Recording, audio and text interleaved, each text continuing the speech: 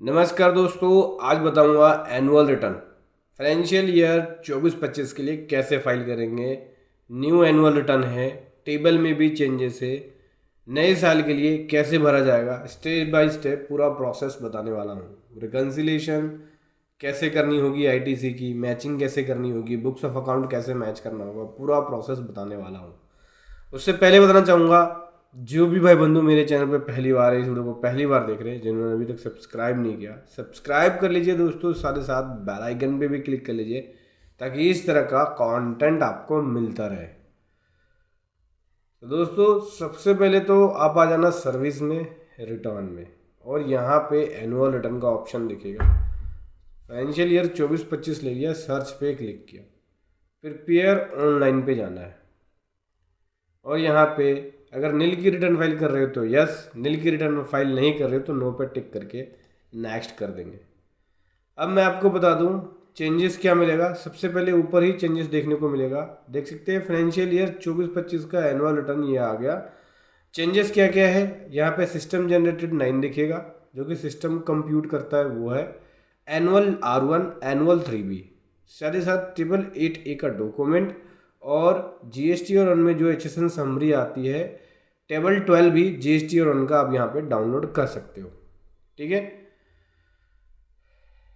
बहुत सारी टेबल है, 4 से लेके यहाँ पे टेबल नंबर 19 तक है लेट फीस के साथ। एक एक करके डिस्कस करेंगे और एक एक करके वर्किंग करेंगे। सबसे पहले टेबल नंबर 4 पे आते हैं। टेबल नंबर 4 पे आने के लिए इसमें होती है सेल की डिटेल। समझ लेना क्या बोलता है टेबल नंबर 4 में, बोलता है कि इनवर्ड और आउटवर्ड सप्लाई जिसके ऊपर टैक्स पेबल होना, बेसिकली जीएसटी ईयर 1 से रिलेटेड इन्फॉर्मेशन इसमें जाती है। तो आपको 2 फॉर्म डाउनलोड कर लेना होगा, सिस्टम जनरेटेड जीएसटी ईयर 1 और जीएसटी ईयर 3B। देख सकते हैं ये आ गया, जीएसटी ईयर 1 आ गया और ये अपनी 3B आ गई, यानी 1 और 3B दोनों आ गई। ठीक है, अब आपको क्या करना है, करना क्या है, सबसे पहले ये सिस्टम जनरेटेड है, मतलब कि पूरे साल की R1 है, एनुअल R1, और ये पूरे साल की 3B है। ये R1 जो है, इसमें फॉर्म GSTR1 और GSTR1 की डिटेल, कंसोलिडेट डिटेल मिलेगी। GSTR1 और GSTR1A भी आपको इसके अंदर दिखेगा। ठीक है, ये एनुअल वाला फॉर्म जो होगा। अब मैं आपको बता दूं, टेबल नंबर 4 में जीएसटी ईयर 1 से रिलेटेड इन्फॉर्मेशन उठ के आती है। तो जो जीएसटी ईयर 1 का जो ये फॉर्म आ रहा है, इसको अपने बुक्स ऑफ अकाउंट से मैच करना है। बेसिकली टैली के अंदर हम अपने बुक्स ऑफ अकाउंट्स को मेंटेन करते हैं। तो मैं यहाँ पे फाइनेंशियल ईयर 24-25 निकाल रहा हूँ, 31/3/2025। हो सकता है कि आप अपने books of account other software में कर रहे हो, लेकिन 90% तो टैली पे ही काम करते हैं। हो सकता है आप बिजी पे काम कर रहे हो, अदर सॉफ्टवेयर हो, कुछ भी नहीं करना, जिस भी सॉफ्टवेयर पे काम कर रहे हो उसकी रिपोर्ट में आना है। जीएसटी ईयर 1 की रिपोर्ट में मैं यहाँ पे आ जाता हूँ, पूरे साल की R1 को ओपन कर लेंगे और अपने यहाँ पे जो R1 बनेगा ये हमारे बुक्स के अकॉर्डिंग बनेगा, ये ध्यान रखना। तो बुक्स के अकॉर्डिंग जो R1 बना है उसकी मैचिंग पोर्टल वाले R1 से कर लेनी है। तो देख सकते हैं मेरी केवल B2B सप्लाई है, 42,68,000 की है, 42,68,408। ठीक है, IGST की बात करें तो 397,775, 397,775, 57,216, 57,216, यानी मेरी R1 ओके है, सेल ओके और सेल के ऊपर टैक्स ओके है, जो कि मेरी R1 से मैच हो रही है। इसके अलावा मेरी यहाँ पे और कोई सप्लाई नहीं है। हो सकती है आपकी B2C सप्लाई हो, B2B सप्लाई हो, एक्सपोर्ट सप्लाई हो, क्रेडिट नोट हो, डेबिट नोट हो। तो एक एक करके सारी इन्फॉर्मेशन को मैच करना है। जो एनुअल R1 आ रही होगी, इसमें R1 और R1A दोनों है, तो दोनों मिला के जो नेट इफेक्ट होगा वो आपको इस कंसोलिडेट फॉर्म के अंदर मिलेगा। और ये बहुत अच्छा फॉर्म है जिससे हम अपनी टोटल एक्चुअल सप्लाई को देख सकते हैं। तो पहले तो कर लेंगे बुक से मैचिंग। अगर आपका बुक से मैच नहीं है R1, इसका मतलब कहीं ना कहीं मिसमैच है, तो उसका एक रिकन्सिलेशन बनाओगे, नोटिंग लिखोगे कि क्या डिफरेंस है, क्यों डिफरेंस है। ठीक है, उसको अगर आपने नेक्स्ट फाइनेंशियल ईयर में ठीक कर दिया तो उसकी नोटिंग और रिकन्सिलेशन बना के रख लेना है। कल की डेट में नोटिस आए तब आपको वो काम आएगा। ठीक है, अभी R1 तो ओके हो गया हमारा, 3B पे आ जाते हैं। ये सिस्टम जनरेटर 3B आ गया। 3B में भी जो सप्लाई है वो यहाँ पे देख लेते हैं बाहर निकल के। ये मेरी 3B आ रही है बन के।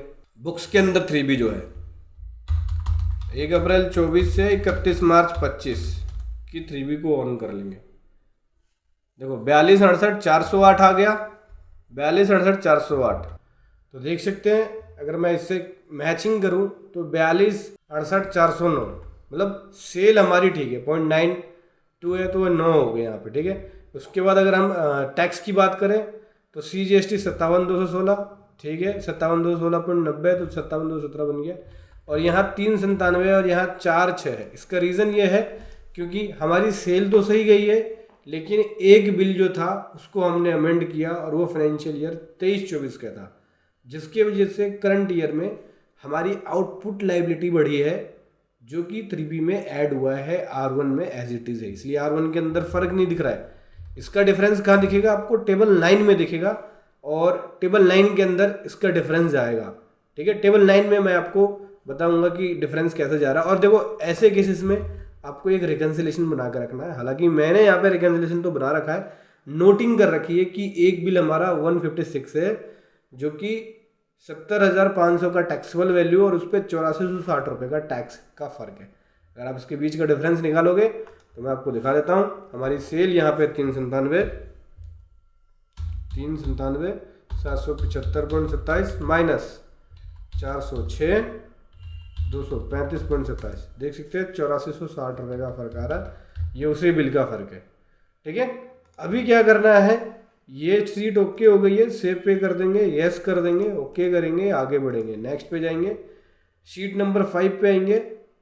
डिटेल ऑफ आउटवर्ड सप्लाई में during the year on which tax is not payable. ऐसी सप्लाई जिस पे टैक्स पेबल नहीं हुआ है आपका, जैसे कि एक्सपोर्ट वाली सप्लाई हो गई, RCM वाली सप्लाई हो गई, एग्जेम्प्टेड नील एडेड सप्लाई, इस तरह की कोई भी सप्लाई नहीं है मेरी। सेव पे कर दिया क्लिक, ओके कर दिया। टेबल नंबर 4 में और भी सप्लाई की डिटेल जाती है, जैसे कि B2B supply, B2C supply, RCM से भी रिलेटेड जाती है। देख सकते हैं invert supply on which tax is to be paid on reverse charge basis, तो RCM वाली यहाँ जाएगी। मैं अपनी आने वाली जो वीडियो होगी GSTR 9 की, हालांकि ये पार्टी जो है इसकी टर्नओवर कम है, एक और केस लेके आऊँगा जिसके अंदर टैक्स ऑडिट भी एप्लीकेबल है उस पार्टी पे, GST ऑडिट भी एप्लीकेबल है, उसका 9 और 9C दोनों एप्लीकेबल है। तो वो बड़ी ट्रांजेक्शन है, वो उसमें सारी टेबल कवर होगी, ठीक है। तो आने वाली नेक्स्ट वीडियो में लेके आऊँगा मैं। ये एक सिंपल वीडियो है जिसके अंदर सिंपल 9 को बताया हुआ कैसे फाइल करना है, ठीक है। टेबल नंबर 5 पे आपने देख लिया कि क्या क्या डिटेल जाएगी, क्रेडिट नोट, डेबिट नोट, इन सब का अमेंडमेंट, ये सब जाएगा। इसके बाद टेबल नंबर 6 की बात करें तो इसमें एक नया टेबल ऐड किया 6A1।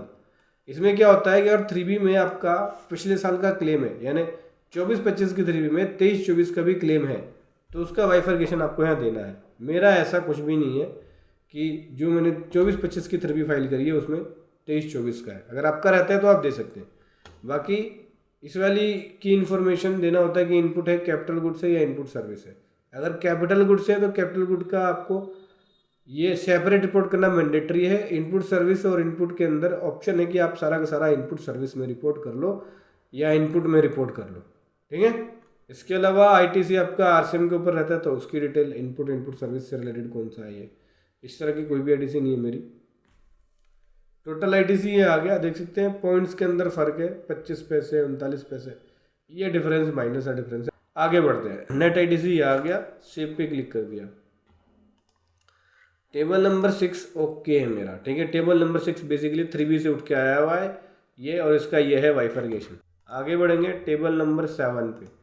कोई भी रिवर्सल अगर आपका रहता है, जैसे ब्लॉक क्रेडिट का हो गया, ठीक है, रूल 42-43 के अकॉर्डिंग हो गया, रूल 37 के अकॉर्डिंग हो गया, तो इस तरह का, या कोई और अदर रिवर्सल है तो इस तरह का डिटेल आप यहाँ देंगे, ठीक है। क्रेडिट नोट वाला रिवर्सल जो है वो नहीं दोगे, क्योंकि क्रेडिट नोट वाला रिवर्सल अब ऑटोमेटिक 2B के अंदर नेट में से लेस कर रहा है, ठीक है। जो 3B है ना, ये 3B इसमें ऑटोमेटिक ही 2B के थ्रू क्रेडिट नोट लेस हो रहा है। तो अलग से सेपरेट आपको इन्फॉर्मेशन नहीं देना है टेबल 7 में, लेकिन जैसे पहले देते थे, कई लोग पुराने मेथड को फॉलो करेंगे, नहीं अब न्यू मेथड आ गया, न्यू मेथड को फॉलो करो, क्रेडिट नोट की नेट वैल्यू 3B में ऑटोमेटिक आ रही है, तो अलग से 7 में रिवर्सल नहीं देना। अदर इन्फॉर्मेशन टेबल नंबर 8 पे आ जाए तो ये टेबल नंबर 8 2B से उठ के आ रहा है, पहले 2A से उठ के आता था, अब 2B से उठ के आ रहा है। 2B में खास बात यह है कि अगर नेक्स्ट ईयर में भी आपने कोई इन्वॉइस होगा, नेक्स्ट ईयर की 2B में भी होगा। मान के चलिए कि 24-25 का कर रहे हो आप, तो अप्रैल 25 से लेकर सितंबर 25 तक की 2B फाइल करी होगी और उसमें कोई 24-25 का बिल होगा, तो उसकी इन्फॉर्मेशन भी अब आपको टेबल 8A में दिखेगी। यानी अप्रैल 25 से लेकर सितंबर 25 की 2B में भी कोई बिल होगा तो वो भी अब टेबल 8A में काउंट होगा। ठीक है, साथ ही साथ पिछले साल का यानी 23-24 का भी 24-25 में होगा तो भी इसके अंदर आपको दिखेगा। नहीं सॉरी, 23-24 का 24-25 मारा होगा तो वो हटा के होगा, लेकिन अगर 24-25 का 25-26 की 2B मारा होगा वो इंक्लूड करके होगा। ठीक है, अब जैसे कि ये इन्फॉर्मेशन देख सकते हैं, ये इन्फॉर्मेशन में 2666 रुपये जो है मेरा नेक्स्ट ईयर की 2B के अंदर आया है। ये कैसे पता चलेगा? ये मैंने इन्फॉर्मेशन भर दिया है देख के, लेकिन कहाँ से भरा है देख के वो बताता हूँ मैं आपको। इसके लिए क्या करना है, टेबल 8A, टेबल 8A का रिकन्सिलेशन जरूर कर लेना। ये है टेबल 8A, इसको कर लेना डाउनलोड। मैंने डाउनलोड कर रखा है और मैं आपको दिखाता हूँ। देखिए ये है मेरे पास टेबल 8A और यहाँ पे क्या होता है, मंथ होता है कि कौन सी मंथ की 2B के अंदर आया। देखिए 2B पीरियड आ गया। अब इस 2B पीरियड पे क्या करना है, लगा लेना फिल्टर, फिल्टर लगा लेना और फिल्टर लगा के ये निकाल लेना कि अप्रैल 25 का 2B, मई 25 का 2B, अप्रैल से लेकर सितंबर 25 तक की 2B में है, अप्रैल 25 से लेकर सितंबर 25 तक के 2B के अंदर कोई बिल है तो वो दिख जाएगा। जैसे कि मैं आपको दिखाता हूँ, यहाँ से 25 करते हैं टाइप पहले, तो 25 का महीना आ गया, मार्च जनवरी फरवरी, ये हटा दो, ये नहीं चाहिए भाई, ये नहीं चाहिए, ये नहीं चाहिए। अप्रैल 25 आ गया, ये ले लो। तो देख सकते हैं 2 बिल है जो कि 24-25 का ITC था और 25-26 की 2B के अंदर आया। ये देख सकते हैं अप्रैल 25 की 2B में ये 2 बिल आया, लेकिन बिल कब का है, बिल मार्च का है। ये क्यों आया, रीजन क्या है? रीजन ये है कि सप्लायर ने रिटर्न 12 अप्रैल को फाइल करी, यानी मार्च की रिटर्न अगर लेट कर दी है, 11 तारीख की कट ऑफ डेट होती है, तो नेक्स्ट मंथ की 2B में आ जाता है। तो मार्च की रिटर्न लेट कर दी इसलिए नेक्स्ट मंथ की 2B में आ गया, तो टेबल 8 में नेक्स्ट मंथ की 2B भी काउंट हो गई है। यानी अप्रैल 25 से लेकर सितंबर 25 की 2B के अंदर कोई भी बिल 24-25 का रहेगा तो वो आ जाएगा। अब आपको क्या करना है, ये देखिए, ये सेलेक्ट किया, 2665 रुपये 68 पैसे, बस यहाँ पे रिपोर्ट कर देना है टेबल 8 में 2665 रुपये 68 पैसे। मेरा यहाँ डिफरेंस 0 हो गया। अगर इसको मैं रिपोर्ट नहीं करूंगा तो इतने का ही डिफरेंस बनेगा। देखो दिखाता हूँ, आ गया। इसको अगर हम रिपोर्ट कर देंगे, ये देखिए बन गया ना, तो 2665.93 0 हो गया डिफरेंस। समझ में आया? तो ऐसे रिपोर्टिंग करनी है और मैचिंग और रिकन्सिलेशन जरूर कर लेना। ठीक है, अभी तो देखिए ये मैंने टेबल 8 की रिपोर्टिंग बता दी, हालांकि एक स्टेप इसमें से स्किप हो गया है, टेबल 6 की मैचिंग।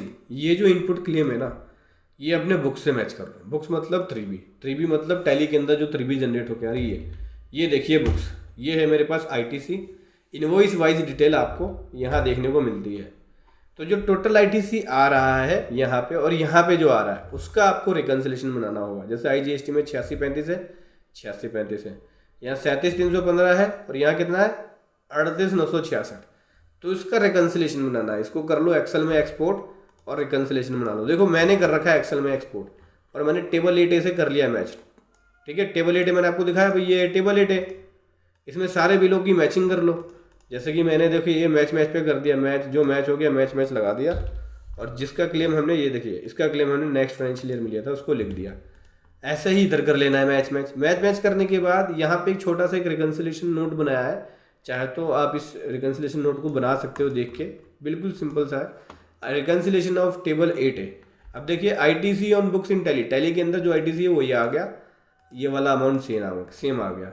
तो टोटल क्लेमेबल 3B के अंदर मेरा इतना बना। अब इसमें से क्या है, कुछ इनवॉइस नेक्स्ट फाइनेंशियल ईयर में क्लेम किया है, जैसे अप्रैल 25 के अंदर क्लेम किया है, लेकिन करंट ईयर की 2B के अंदर वो नहीं आ रहा। जैसे कि मैंने आपको दिखाया ये वाले 2 बिल, भाई ये तो टैली में बुक है ना मेरे 24-25 में, लेकिन क्लेम कब हो रहा है, पोर्टल पे क्लेम हो रहा है अप्रैल 25 में, तो ये तो मैच है बिल, लेकिन 3B के अंदर वैल्यूज कम है। 3B में 37 है वैल्यू, देखो ये देखिए 3B से उठ के आ रहा है 37,315, 37,315। तो ऊपर तो मैंने कर रखा है टेबल 8A की मैचिंग, तो टेबल 8A की मैचिंग में देख सकते हैं ये आ गया बुक्स का ITC टोटल जो क्लेमेबल था, और ये आया टेबल 8A का ITC। टेबल 8A में ये टोटल ITC है, ये देख सकते हैं। मैं आपको टेबल 8A भी दिखाता हूँ ताकि इजीली समझ में आए आपको। देखो ये आ गया टेबल 8 अब टेबल 8 में आईटीसी उठ के आया 8635 लिख दिया यहाँ पे, 39,980 ये देखिए लिख दिया। तो जब इनकी मैचिंग कर रहे हैं तो डिफरेंस 0 बन रहा है यहाँ पे, क्योंकि टोटल क्लेमेबल ये था और टोटल 8 में ये आया तो 0 हो गया। लेकिन 3B की मैचिंग अगर बुक से करोगे, ये डेटा बुक का आ गया क्योंकि बुक से ही इंपोर्ट किया गया है, देख सकते हैं ये बुक्स वाला है बिल वाइज डिटेल, ये सारा का सारा उठा के एक्सपोर्ट कर दिया और मैच कर दिया। तो बोल रहा है कि बुक्स वाले में क्या, बुक्स और 3B में क्या डिफरेंस है। तो देख सकते हैं बुक्स के अंदर 8635 तो ठीक है, ये 3B वाली वैल्यू है उठ के, और ये 3B वाली वैल्यू उठ के कहाँ से आई, ये देखिए ये 3B, ये टेबल नंबर 6 पे चले जाओ, टेबल नंबर 6 में 3B की वैल्यू उठ के आती है ये।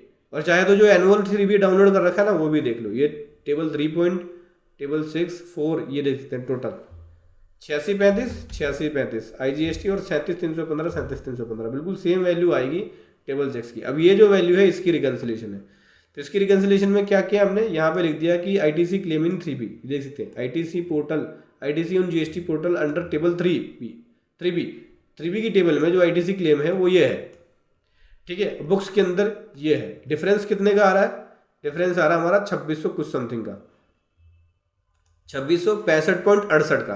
क्यों आएगा, क्योंकि पहले मैं डिफरेंस हटाता हूँ ताकि आपको समझ में आए। देखो यहाँ क्लेम 3700 है और यहाँ 39 है, इन दोनों का भी 2665 का डिफरेंस है। और 2665 का डिफरेंस का जो रीज़न है वो ये है कि दो बिल बुक्स के अंदर तो एंटर हो गए टैली में, लेकिन पोर्टल पे क्लेम हुआ अप्रैल 25 में, इसीलिए जो 3B की वैल्यू है ये केवल मार्च तक है, अप्रैल 25 की वैल्यू नहीं है इसके अंदर। अप्रैल 25 की वैल्यू 25-26 की 3B में जुड़ के आएगा।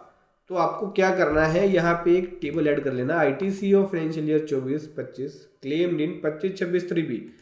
हमने 2665 रुपये का जो ITC था बुक्स के अंदर था, लेकिन क्लेम कब किया, 25-26 की 3B के अंदर, तो यार 2665.72 लिख सकते हो, ठीक है।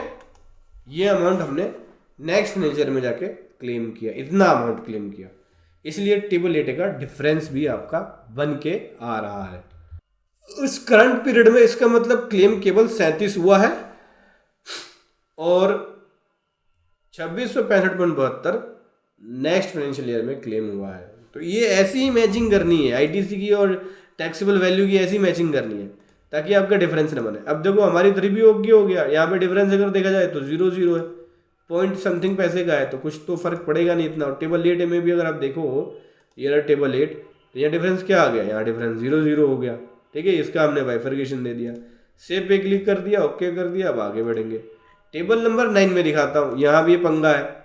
पंगा ये है कि टैक्स पेबल और पेड में देखो टैक्स पेबल कितना बन रहा है 4-6, लेकिन एक्चुअल टैक्स लायबिलिटी कितनी बनी है मेरी, ये देखिए ऊपर आ जाओ, 4-6 3B में बन रही है, लेकिन R1 में बन रही है कम, क्योंकि R1 में मेरी ये बन रही है 397 B2B।